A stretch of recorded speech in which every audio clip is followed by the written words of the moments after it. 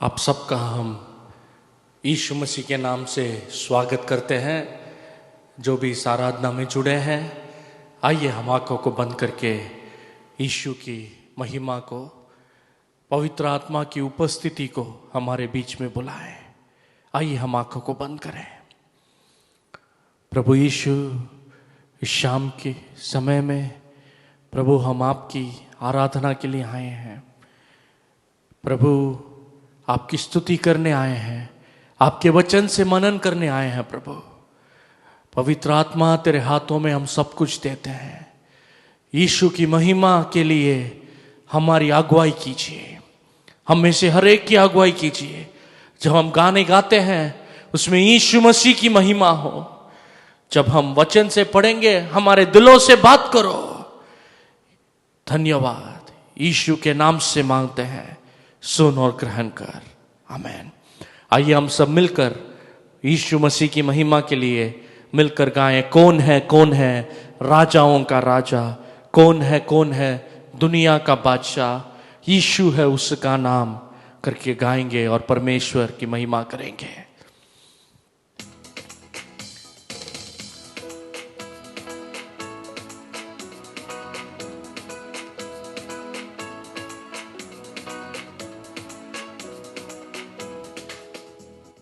कौन है राजाओं का राजा, कौन है दुनिया का बादशाह, कौन है राजाओं का राजा, कौन है दुनिया का बादशाह। यीशु है उसका नाम, बोलो यीशु है उसका नाम। तो करो जय जयकार, तो करो जय जयकार, तो करो जय जयकार, तो करो जय जयकार। फिर से कौन है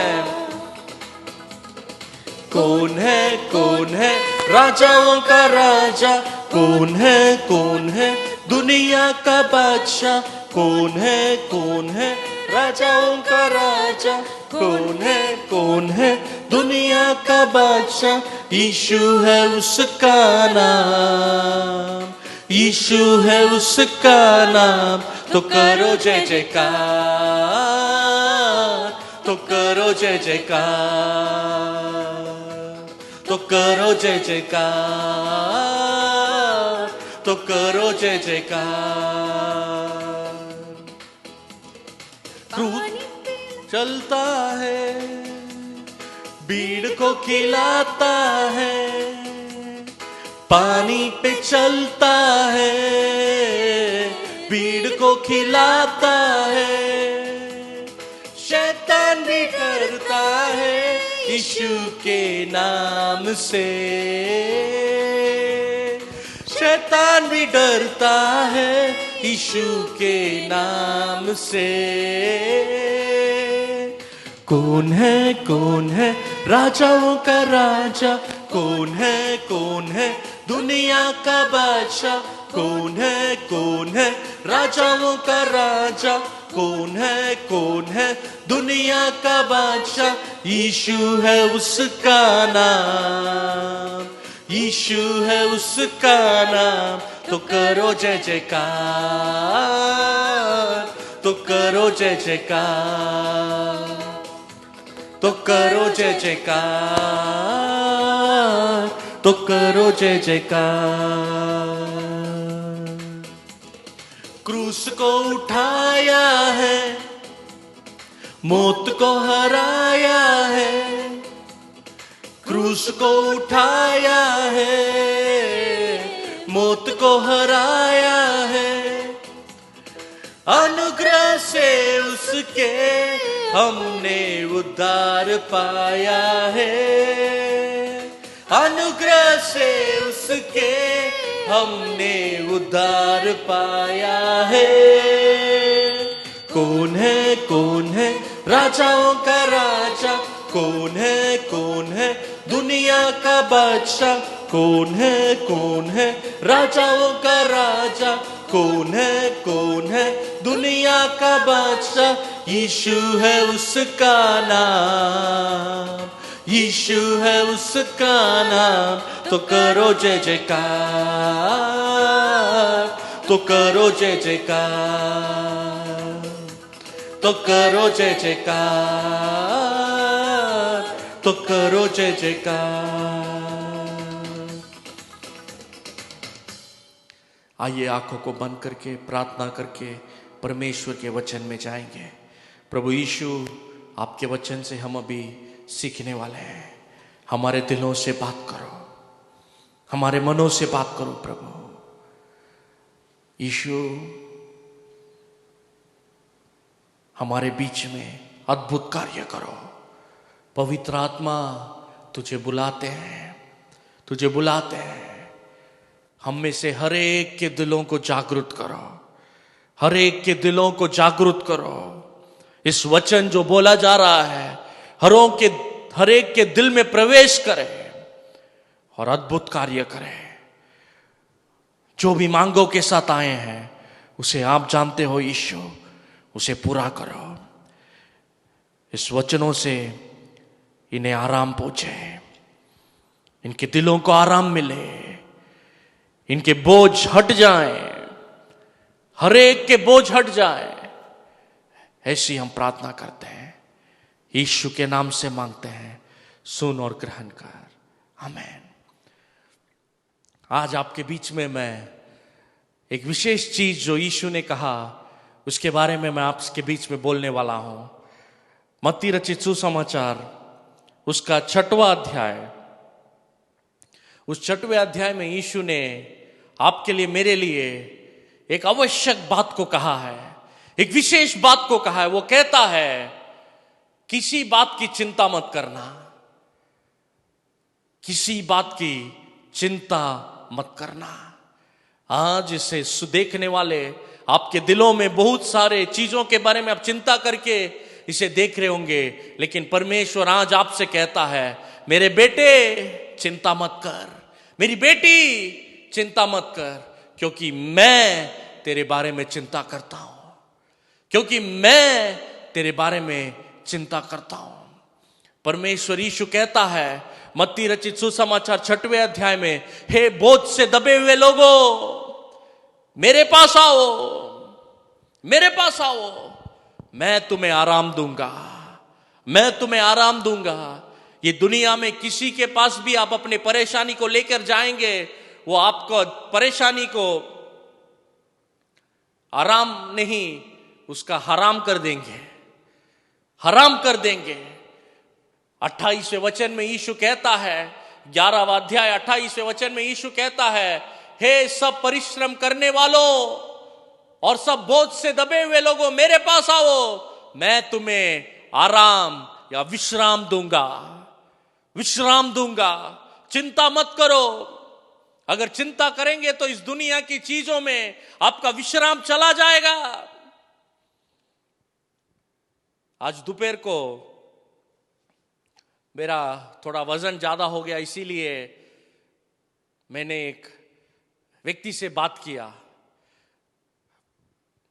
मैं बहुत मोटा हो गया, थोड़ा बहुत खाना खाया, इसीलिए बहुत मोटा हो गया। इसीलिए सब लोग कहने लगे पतला हो जा, नहीं तो बहुत परेशानी होगी। इसीलिए मैं एक व्यक्ति के पास गया, व्यक्ति ही जो सब अच्छे चीज़ें जो तुम्हारा शरीर कम करने के लिए जो चीज़ें हैं वो सब तुम्हें खाने के लिए जो व्यक्ति बोलता है, वैसा न्यूट्रिशनिस्ट कहते हैं अंग्रेजी में उसे। उनके पास गया, उनके पास जाकर मैं जैसे बात करना शुरू किया, वे बोले तुम्हारा वजन ज़्यादा है। मैं बोला मुझे मालूम है। वो बोले दूसरा वाक्य, अगर ऐसा जाएगा तो तुम्हें कभी भी हार्ट अटैक आ सकता, तुम्हें कभी भी डायबिटीज हो सकता। ये सब सुनने के बाद मैं जो महसूस कर रहा था उससे भी बेकार महसूस करने लगा। आज दुनिया ऐसी है, अगर उनके पास जाकर आप अपने समस्या को बताएंगे तो वो हकीकत को तो बताएंगे लेकिन आपको चिंता में डाल देंगे। लेकिन यीशु कहता है मत्ती रचित सुसमाचार 6वें अध्याय 24वें वचन में, कल के बारे में चिंता मत करो, चिंता मत करो, क्यों ऐसा कहता है यीशु? क्यों ऐसा कहता है कि कल के बारे में चिंता मत करो? क्योंकि आप पढ़ेंगे तो लूका रचित सुसमाचार 12वां अध्याय 25वें वचन में यीशु और भी ऐसा कहता है कि चिंता करके तुम में से कौन अपने जिंदगी में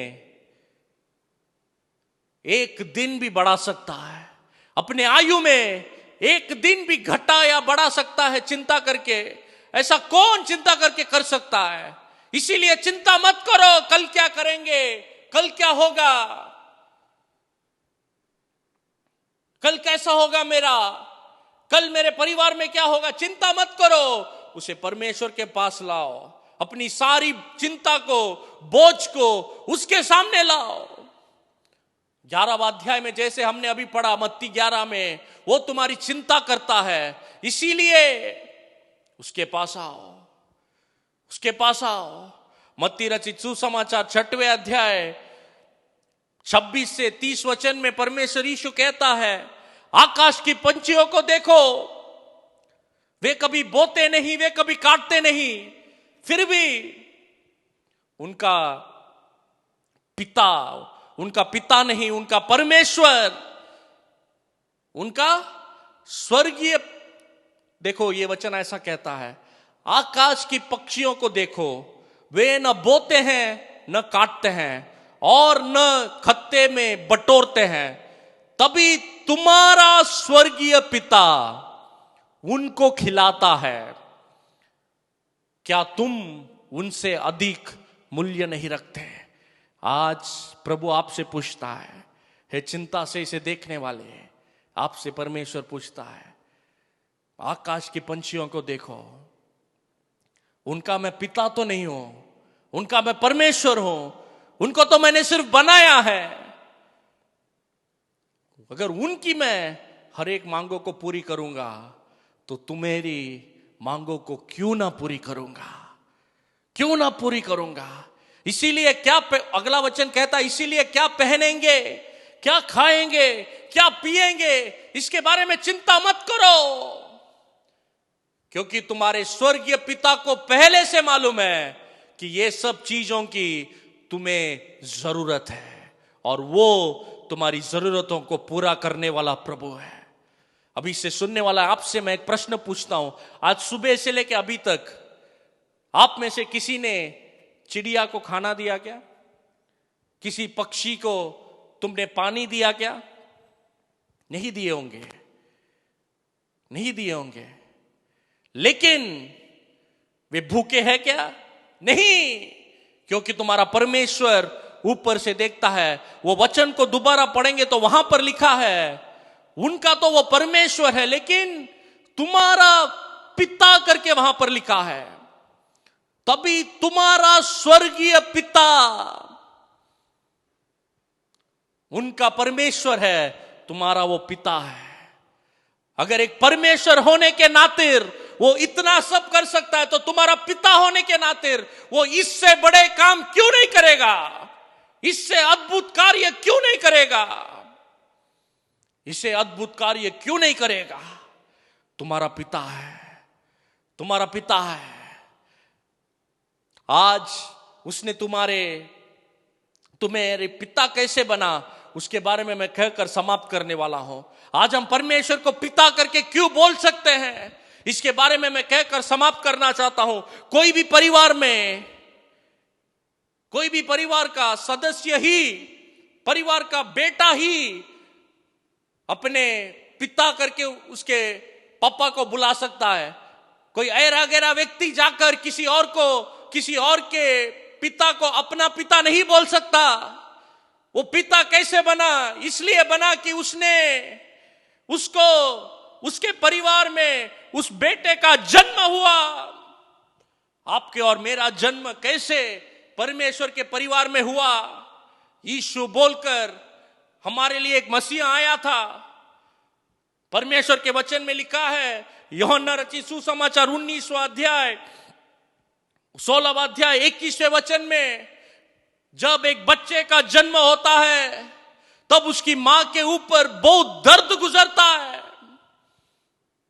दर्द होता है, वैसे ही आपको और मुझे जन्म देने के लिए यीशु मसीह इस दुनिया में आया और उसने दर्द सहा, इतना दर्द सहा कि आप उसके बारे में सोच भी नहीं सकते। आपको जीवन देने के लिए वो मारा गया, आपको परमेश्वर का संतान होने बनाने के लिए, आपका पिता बोलकर आप परमेश्वर को पुकार सके, इसीलिए उसने अपना जीवन दिया।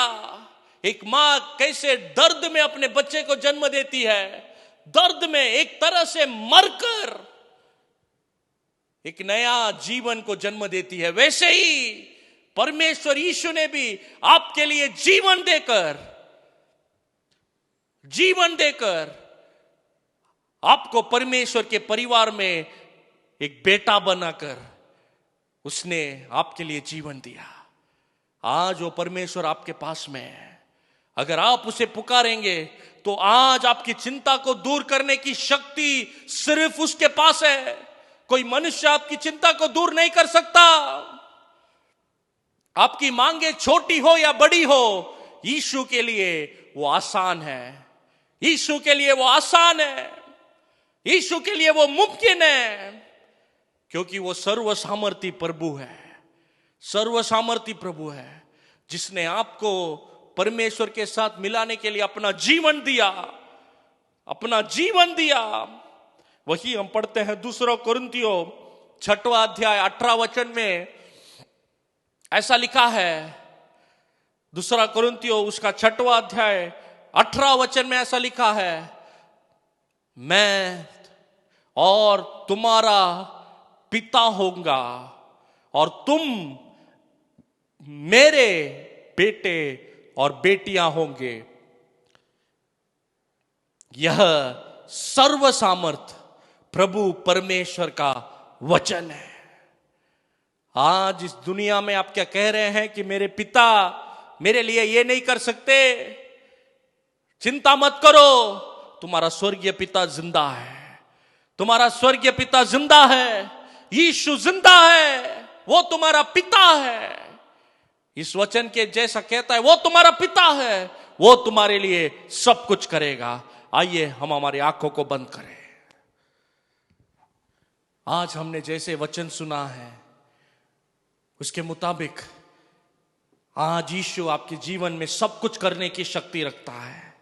अगर आप उस पर विश्वास करके उसके ऊपर आपकी चिंता को रख देंगे तो वो आपके चिंता को सिर्फ दूर नहीं करेगा, पर आपको जो चिंता दे रही है उस बात को वो हमेशा के लिए आपके जिंदगी से निकाल देगा, क्योंकि वो सर्वसामर्थी है, सर्वसामर्थी है। उसका वचन फिलिपियों का पुस्तक 4वां अध्याय 6वें 7वें वचन में लिखा है, किसी बात की चिंता मत करो, पर हर एक बात में प्रार्थना के साथ, स्तुति के साथ तुम्हारी विनती परमेश्वर की ओर की जाए। आज उससे हम वही करने वाले हैं। आइए हम आंखों को बंद करें। जैसा ये वचन कहता है, तुम्हारी विनती स्तुति के साथ परमेश्वर के सामने प्रस्तुत किया जाए।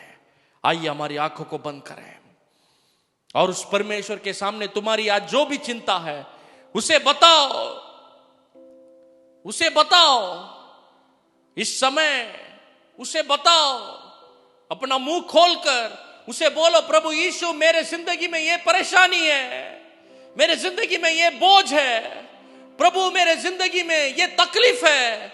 उसे बताओ, वो सुनने को तैयार है, वो आज आपके बीच में है, आपके अंदर है, आपकी आवाज सुनने के लिए वो तैयार है। आपकी जो भी मांगे हैं उसे पूरा करने के लिए वो सर्वशक्तिमान है। क्या आप उसे अपनी जिंदगी में जगह देंगे? हमें गाना गाने वाले हैं, इस गाने के दौरान आपकी जो भी परेशानी है उसे यीशु को बता दो, उसके पास डाल दो, उसके ऊपर डाल दो और तुम उसके पास से शांति पाकर जाओ, आनंद पाकर जाओ, विश्राम पाकर जाओ। आइए हम सब मिलकर गाएं।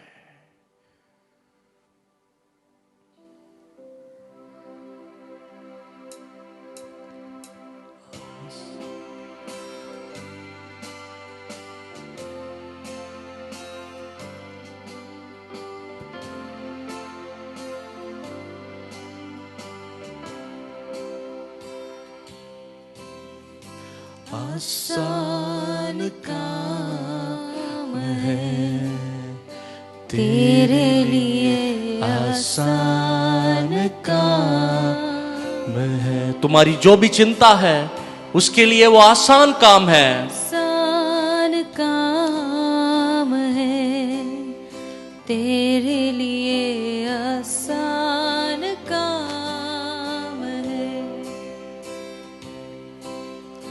बलवंत को, बलहीन को, बलवंत को और बलहीन को, जो कोई हो उसकी मदद करना प्रभु, आसान काम है तेरे लिए, आसान काम है। तूफानी सागर में, तूफानी सागर में कश्ती संभालना आसान काम है। तूफानी सागर में कश्ती संभालना आसान काम है। सागर के बीच से रास्ता निकालना आसान काम है। सागर के बीच से रास्ता निकालना आसान काम है तेरे लिए, आसान काम है। बलवंत को, बलहीन को, बलवंत को, बलहीन को, जो कोई हो उसकी मदद करना प्रभु, आसान काम है तेरे लिए, आसान काम है। प्रभु, हमारी सारी मांगों को, सारी चिंताओं को तेरी उपस्थिति में हम लाते हैं, तेरे पास हम लाते हैं। दूर करो यीशु से, उस चिंता को हमारे दिल से दूर करो। इस समय जो भी प्रार्थना कर रहा है उसके दिल से उस चिंता, वो बोझ यीशु के नाम से इसी समय हट जाएं प्रभु। स्वर्गीय शांति, स्वर्गीय शांति जो आपने यूहन्ना में कहा है, जो हमारे समझ से परे है, वैसी शांति उनकी हर मुश्किल परिस्थिति में इसी समय उनके दिलों में राज करें, उनके मनों में राज करें, उनके शरीर में राज करें प्रभु। धन्यवाद परमेश्वर, आज आपके बीच में अद्भुत कार्य कर रहा है। आपकी चिंताओं को वो दूर कर रहा है। आपके दिल में जो बोझ है जिसे आप कभी दूर नहीं कर सक रहे हैं, वो बोझ आपको सता रहा है, आपको अंदर से वो बोझ खोखला कर रहा है। उस बोझ को आज यीशु आपके दिल से निकाल रहा है। सिर्फ निकाल नहीं रहा है, उस बोझ का वो अंत कर रहा है। उस बोझ का वो अंत कर रहा है। उसके लिए वो आसान काम है। क्या विश्वास के साथ मेरे साथ मिलकर आखिरी बार गाएंगे? आसान काम है। तुम्हारा बोझ, तुम्हारी प्रार्थना, उसके लिए उसकी जवाब देना आसान काम है। आइए मिलकर गाएं और खत्म करें। आसान काम है तेरे लिए, आसान काम है। बलवंत को बलहीन हो, बलवंत हो बलहीन हो, जो कोई हो उसकी मदद करना प्रभु, आसान काम है, मेरे यीशु को आसान काम है। प्रभु हमारे दिलों से बात करने के लिए धन्यवाद। हर एक के बोझ को आपने निकाला है, इसीलिए धन्यवाद। आज के बाद इनकी सारी मांगों को आप पूरा करो। यीशु आप पर विश्वास करके प्रभु वे सारी आशीषों को पाएं, ऐसी हम प्रार्थना करते हैं। यीशु के नाम से मांगते हैं, सुन और ग्रहण कर। आमीन आमीन। परमेश्वर आपको आशीष दे। इस आराधना में जुड़ने के लिए धन्यवाद। अगले हफ्ते फिर परमेश्वर की आराधना में हम जुड़ेंगे। परमेश्वर तब तक आपको, आपके परिवार को, आपके सारे प्रार्थनाओं का जवाब देकर आपके परिवार को सुरक्षित रखे। धन्यवाद। यीशु मसीह की महिमा हो।